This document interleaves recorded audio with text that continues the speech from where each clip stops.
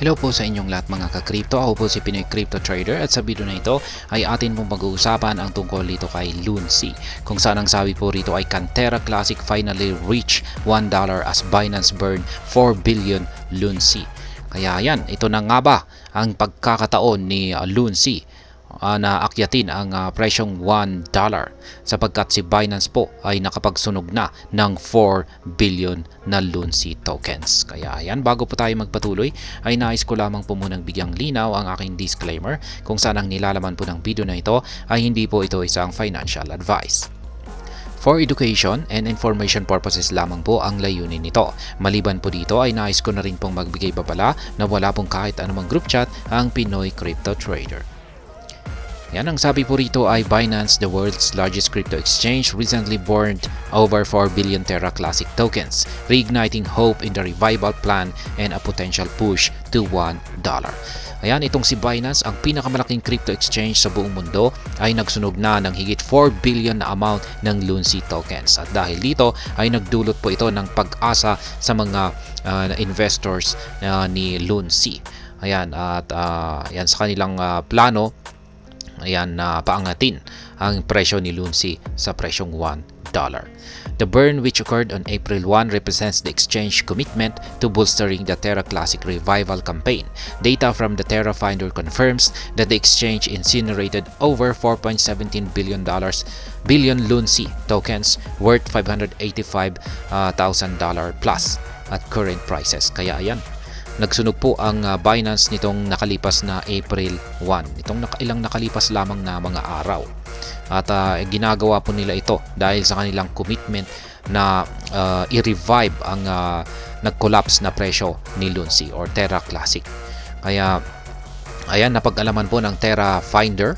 Ayan, base po sa datos na inilabas ng Terra Finder na ang amount po ng nasunog, ayan, or sinunog ni Binance na Lunsi token ay umaabot po ng 4.17 billion na Lunsi tokens. At yan po ay nagkakalaga ng higit 585k na halaga ng dollars. Ayan, $585,000 plus.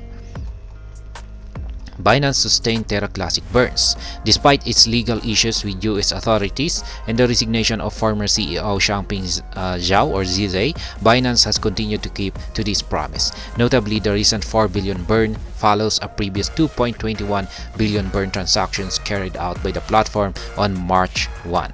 Kaya yan, kahit daw po na nakakaharap ng legal issues itong si Binance dito sa bansang US, at maski nag-resign na rin ang dating CEO ni Binance na si Changpeng Zhao or ZZ, ay patuloy pa rin po sa pangako itong si Binance, yung kanyang ipinangako na ipagpapatuloy niya ang pagsusunog dito kay Lunsi. At ayan, bago pa siya nagsunog ng 4 billion na Lunsi nitong April 1 ay nagsunog na rin po siya nitong nakalipas na buwan ng Marso, yan, March 1 ng 2.21 billion. Kaya yan, mas malaki po yung kanya nilang sinunog nitong April 1. Meanwhile, despite massive 4 billion burns on April 1, Lunsi followed the bearish path of the broader crypto market, collapsing by as much as 5.59% in a major intraday slump. Terra Classic witnessed another drop on April 2, resulting in a subsequent 8.65% collapse. Kaya yan, maski po nagsunog si Binance ng 4 billion na amount ng Lunsi token noong April 1, ay bumagsak na rin po ang presyo nitong si Lunsi kasi sumabay po siya or sumunod lamang po siya sa galawan ng buong crypto market, kung saan ay nagsisibagsakan po kasi ang buong crypto market.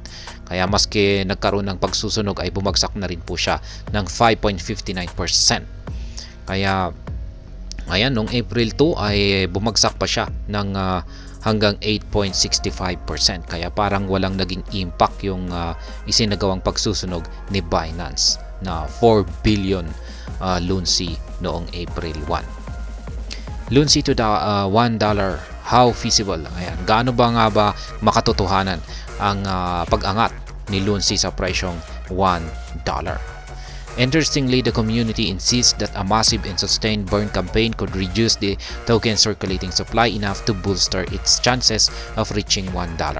Kaya yan, ang community daw po ni Lunsi ay patuloy na naniniwala na ang tuloy-tuloy na malakihang pagsusunog dito sa circulating supply ni Lunsi ay siyang higit na makakatulong para umangat ang presyo nito sa $1. Kaya yan po ang kanilang ginagawa ngayon. However, at the reporting time, Lunsi still has an extensive circulating supply of 5.82 trillion. Despite Binance's generous contribution, it could take years for the campaign to deplete this supply. At this point, the community would need an unprecedented burn event to reach its goal. Kaya yan. Ngayon ay meron daw pong nananatili na circulating supply itong si Lunsi na 5.82 trillion. Ayan, at malaki pong pasasalamat para kay Binance dahil sa kanilang tuloy-tuloy na contribution dito na pagsusunog kay Lunsi. Ngunit kung ito lamang po ay nakasalalay kay Binance ay aabutin po ito ng maraming taon bago maubos or mapaliit yung kanyang circulating supply na ito. Kaya ngayon sa kalagayan na ito ni Lunsi na paraan na ng kanilang pagsusunog kung saan ay nakaasa lamang po sila kay Binance ay matatagalan po talaga ito bago ma-reach or magawang akyatin ni Lunsi ang presyong $1. Kailangan po talaga na makapag-isip ng ibang paraan ang mga developers ng Lunsi para mas mapabilis ang pagsusunog dito sa circulating supply ni Lunsi. At ayan, hanggang dito na lamang po tayo sa video na ito. Sana po ay inyong nagustuhan ang aking paliwanag dito. Kung inyo po itong nagustuhan, ay pakiclick lamang po ang like button nito. Para naman po sa mga bago lamang dito, kayo po ay aking inaanyayahan para mag-subscribe. Pakiclick na rin po ang bell icon nito dahil ito po ang siya magsisilbing notification nito sa mga bago kong videos na akin pong ina-upload sa aking YouTube channel na ito. Marami pong salamat sa panunood, ingat po tayo lagi, at God bless po sa ating lahat.